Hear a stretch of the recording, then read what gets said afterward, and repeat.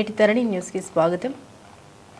పేద మధ్యతరగతి విద్యార్థులకు చదువును దూరం చేస్తుందని భారత విద్యార్థి ఫెడరేషన్ జిల్లా 30వ మహాసభలు జిల్లా అధ్యక్షుడు జి శ్రీకాంత్ అధ్యక్షతన పిఠాపురంలో 2 రోజుల పాటు ఘనంగా నిర్వహించారు. రెండవ రోజు స్థానిక అంబేద్కర్ భవనంలో బహిరంగ సభలో ముఖ్య అతిథిగా పాల్గొన్న రాష్ట్ర అధ్యక్షులు రామ్మోహన్ చేశారు. ఈ సందర్భంగా ఆయన మీడియాతో మాట్లాడారు. రాష్ట్రంలోని విద్యా సంస్థల్లో ఉన్న సమస్యల్ని తెలుసుకునేందుకు విద్యార్థి సంఘాలను అనుమతించమని ప్రభుత్వం ఇచ్చిన ఉత్తర్వుల్ని వెంటనే వెనక్కి తీసుకోవాలని డిమాండ్ చేశారు. జిల్లా కార్యదర్శి ఎం గంగా సూరిబాబు మాట్లాడారు. పిఠాపురంలోని ఆర్ఆర్బీహెచ్ఆర్ జూనియర్ కళాశాల భవనాలు పాతబడి ఎప్పుడు మీద కూలుతాయనని విద్యార్థులు భయాందోళనకు గురవుతున్నారు. ఇక్కడ నూతన భవనం కట్టించకపోవడం దుర్మార్గమని అన్నారు. పిఠాపురం నియోజకవర్గంలో గొల్లప్రోలు, కొత్తపల్లి మండలాల్లో ప్రభుత్వ జూనియర్ కళాశాల ఏర్పాటు చేయాలని తెలియజేశారు. పిఠాపురం నియోజకవర్గంలో బీజీ కళాశాల ఏర్పాటు చేయాలని అన్నారు. ఈ కార్యక్రమంలో లోవరాజు, అమృత, సాయిద్, కె సిద్ధు, అధిక సంఖ్యలో విద్యార్థులు తదితరులు పాల్గొన్నారు.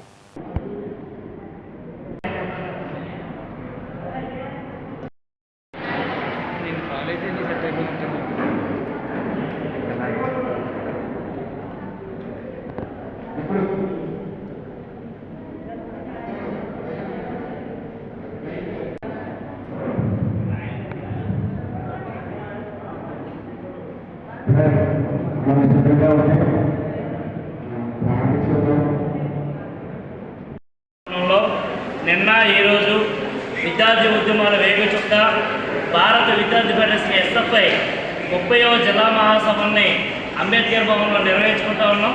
ఈ మహాసభల ముఖ్య ఉద్దేశం ఏదైతే రాష్ట్రంలోని దేశంలోని ప్రభుత్వ విద్యారంగాన్ని కాపాడాలని, విద్యారంగంలో సమస్యలు పరిష్కారం చేయాలని గత 55 సంవత్సరాల నుంచి అనేక పోరాటాలు నిర్వహించే సంఘం ఎస్ఎఫ్ఐ సంఘం. ఈ రోజుకి ఈ రాష్ట్రంలోని జిల్లాలోని విద్యారంగ సమస్యల మీద రాజ్యాంగ పోరాటం చేస్తా ఉన్నాం. కానీ ఇక్కడ ఉన్నటువంటి కేంద్ర రాష్ట్ర ప్రభుత్వాలు విద్యారంగాన్ని కనీసం పట్టించుకోవడం లేదు. అధికారంలోకి రాకముందు విద్యారంగాన్ని ఉచితంగా అందరికీ ఉచితంగా విద్యని అందిస్తామని ఒక ఆయన అన్నాడు. మరొక ఆయన చదువుకున్న తర్వాత, చదువు అయిన తర్వాత అందరికీ ఉపాధి జాబ్ ఇస్తానని మరొక ఆయన చెప్పాడు. కానీ అధికారంలో వచ్చిన తర్వాత ఏరిద్దరూ అటు విద్యను కానీ అటు ఉద్యోగాలు కానీ ఇవ్వకుండా విద్యార్థుల్ని, యువకుల్ని ఈరోజు మోసం చేస్తూ ఉన్నారు. కాబట్టి ఎస్ఎఫ్ఐ నేను చెప్పేది, ఈ జిల్లాలో 7 నియోజకవర్గాల్లో 21 మండలాల్లో అనేక విద్యారంగ సమస్యలతోటి ఈరోజు విద్యార్థులు సతమతమవుతూ ఉన్నారు. ఈ జిల్లాలో 9 డిగ్రీ కాలేజీలు ఉన్నాయి. ఏ డిగ్రీ కాలేజీలోని పూర్తి స్థాయిలో అధ్యాపకులు లేరు. ఉన్నటువంటి 14 జూనియర్ కాలేజీలో కనీస మౌలిక సౌకర్యాలు లేవు. ఈ రాష్ట్రంలో డిప్యూటీ సీఎం ఉన్నటువంటి పవన్ కళ్యాణ్ గారు ప్రాతినిధ్యం వహిస్తున్న పిఠాపురం నియోజకవర్గంలో కూడా ఆర్ఆర్బీహెచ్ఆర్ జూనియర్ కాలేజీలో భవనం శిథిల వ్యవస్థకు వచ్చింది. దాన్ని వెంటనే కూల్చి కొత్త భవనం కట్టాలి. అదేవిధంగా పక్కన ఉన్న గొల్లప్రోలు మండలంలో జూనియర్ కాలేజ్ అయితే ఉంది, కానీ దానికి స్థలం లేక, భవనం లేకపోవడంతో తుఫాను బిల్డింగ్లో ఈరోజు క్లాసులు నిర్వహిస్తూ ఉన్నారు. ఉన్న 2 గ్రూపుల్ని, ఇతర గ్రూపుల్ని కాలేజీ తీసుకొని రావడం లేదు. అదేవిధంగా ఈ మండలానికి దిక్చూచుకున్నటువంటి ముప్పాడు కొత్తపల్లి మండలంలో ఈరోజు ప్రభుత్వ జూనియర్ కాలేజీ లేదు. ఇటువంటి సమస్యలతో ఈ జిల్లా, ఈ విద్యా కేంద్రం ఉంటా ఉంటే డిప్యూటీ సీఎం గారు పట్టించుకోవడం లేదు. కాబట్టి ఈ సమస్యల మీద అధికారులు పట్టించుకోవాలి. జిల్లాలో ఈ పిఠాపురం పట్టణంలో ఓ పీజీ గవర్నమెంట్ కాలేజీని ఏర్పాటు చేయాలని ఈ మహాసభలో తీర్మానం చేయబోతూ ఉన్నాం.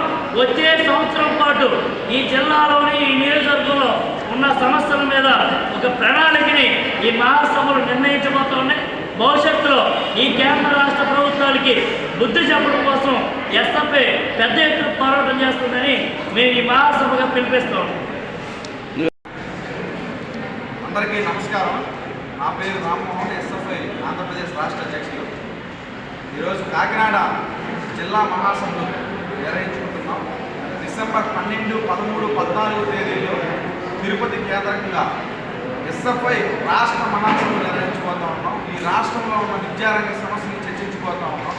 దాని ముందుగా అన్ని జిల్లా మహాసభలు జరుగుతాయి. అందులో భాగంగా కాకినాడ మహాసభలు డిప్యూటీ సీఎం పవన్ కళ్యాణ్ గారి నియోజకవర్గంలో ఒక ప్రత్యేకమైన పరిస్థితులు మేము నిర్వహిస్తున్నాం.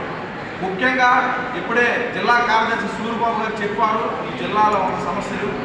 పవన్ కళ్యాణ్ గారు రాష్ట్ర వ్యాప్తంగా తిరిగి అన్ని దగ్గరలో సమస్యలు పరిష్కారం చేస్తాం, ఈ రాష్ట్రానికి సనాతన ధర్మాన్ని కాపాడుతాం, నేనే సనాతన ధర్మానికి ప్రతినిధిని అని చెప్పి ఊరేగుతున్నాడు. ఈ సొంత నియోజకవర్గంలో విద్యార్థులు బస్సులు ఆగని స్థితి. నిన్న బహిరంగ సభలో విద్యార్థులకు ఏం సమస్య అని అడిగితే అన్న ఎక్కడ బస్సులు ఆగడం లేదన్నా మాకు చెప్పారు. ముప్పాడ పచ్చపల్లిలో కనీసం ప్రభుత్వ జూనియర్ కాలేజీ లేని స్థితి. ఈరోజు కాకినాడ కేంద్రకంగా 9 ప్రభుత్వ డిగ్రీ కాలేజీలు ఉంటే ఒక్క కాలేజీలో కూడా కనీస వసతులు లేవు. పిఠాపురం కేంద్రంలో ప్రభుత్వ జూనియర్ పీజీ కాలేజ్ కావాలి. ఈ పీజీ కాలేజ్ నిర్వహించిన పరిస్థితి.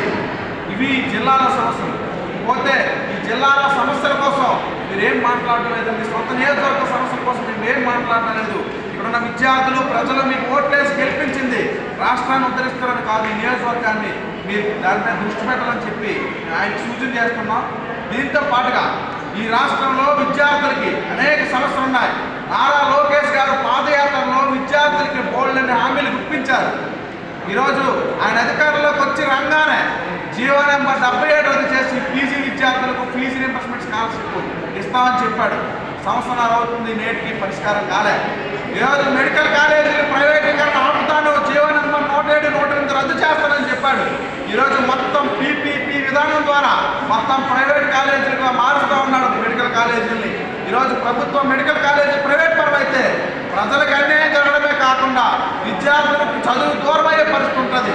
నీట్ ప్రిపేర్ అవుతున్న విద్యార్థుల పరిస్థితి ఏంటని మేము ప్రశ్నిస్తూ ఉన్నాం. ఈరోజు రాష్ట్ర వ్యాప్తంగా 6,400 కోట్ల రూపాయల ఫీజు రీయింబర్స్మెంట్ స్కాలర్షిప్ పెండింగ్లో ఉంది. ఈ ఫీజు రీయింబర్స్మెంట్ స్కాలర్షిప్ పెండింగ్లో ఉండడం వల్ల విద్యార్థులు అనేక అగచాట్లు పడుతూ ఉన్నారు. హాల్ టికెట్లు తీసుకునేటప్పుడు కానీ, సర్టిఫికేట్లప్పుడు కానీ, ఎగ్జామ్స్ అప్పుడు కానీ చాలా ఇబ్బందులు ఎదుర్కొంటూ ఉన్నారు. ఈరోజు ఈ సమస్య పరిష్కరించే పరిస్థితి లేదు. అదేవిధంగా ఈరోజు అమ్మఒడి ప్లేస్లో తల్లికి వందనం తీసుకొచ్చాం. ఒకటి కాదు, ఎంతమంది ఉంటే ఎంతమంది విద్యార్థులకు ఇస్తామని చెప్పారు. అదేవిధంగా జూలైలో మొత్తం రాష్ట్రం మొత్తం ఫ్లెక్సీలు కట్టారు. 67 లక్షల మంది లబ్ధిదారులకు ఇచ్చామని చెప్పి ఈరోజు ఈ రాష్ట్రంలో 40% మందికి తల్లికి వందనం పడే పరిస్థితి లేదు. మీరు ఇచ్చిన 15,000 హామీలో కూడా ఈరోజు 13,000 రూపాయలు అందించారు.